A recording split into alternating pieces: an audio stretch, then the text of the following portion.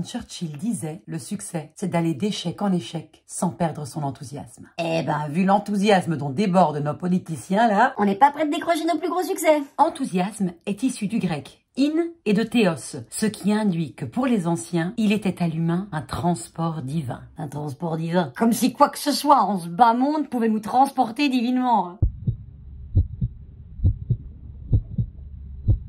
Oh, j'ai rien dit. Ce mot ne s'appliquait que aux poètes. Pour qualifier cet état d'extase propre à l'inspiré, qui alors était considéré comme inné. Plus tard, il a fallu recourir à quelques adjuvants pour y arriver. Avec ce psy-là, Jacques-Joseph Moreau de Tours. Il fonde le club des Hachichins pour réunir la bohème parisienne de l'époque et halluciner ensemble. Parmi les invités, Théophile Gautier, Alexandre Dumas, Gérard de Nerval, Honoré de Balzac, Gustave Flaubert, Charles Baudelaire. Rien que ça, stupéfiant, hein. Stupéfiant dans la place que prennent encore les femmes dans cette histoire, évidemment. Où sont les femmes? Pendant ce temps-là, toutes celles qui sont désireuses de liberté, on en fait quoi? On les enferme dans les premiers asiles. Tu m'étonnes que les enthousiastes se chopaient le spleen en créant des Madame Bovary et des Dames aux camélias.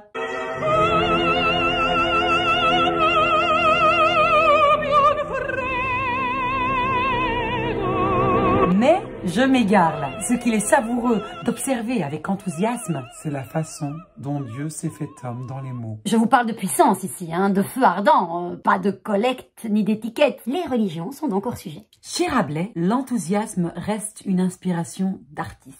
Donc toujours relative, réservée à une certaine élite. Puis, vers 1626, le vocabulaire n'inclut plus seulement l'enthousiasme et les enthousiastes, mais l'on peut aussi dire enthousiasmer quelqu'un. L'homme commence peut-être à se prendre pour Dieu, je sais pas. En tout cas, le langage traduit ce type de pas franchi par la pensée, et chez Molière, en 1664, l'enthousiasme représente plutôt l'ardeur, celle de personnes chaleureusement énergiques, vivaces, ce qui en élargit la sphère des détenteurs. 1664, une étape importante, un référent, un phare dans la nuit, dont on aime à se rappeler, à grande gorgée. Enfin, c'est Diderot qui rend accessible l'enthousiasme au commun, puisqu'il rejoint ce sens de passionné que tout le monde peut pénétrer. All magic comes with a price. La passion, c'est le meilleur et le pire des mots, issu de patire en latin, qui signifie souffrir. Bah ouais, parce que pour se passionner, rien ne sert d'argent, il faut du temps. Or, on nous assène que le temps, c'est de l'argent. Les mots d'un Américain, évidemment. Un fourvoiement. Tout le monde s'est vautré dedans en oubliant que le temps, c'est la vie, tout simplement. Et alors,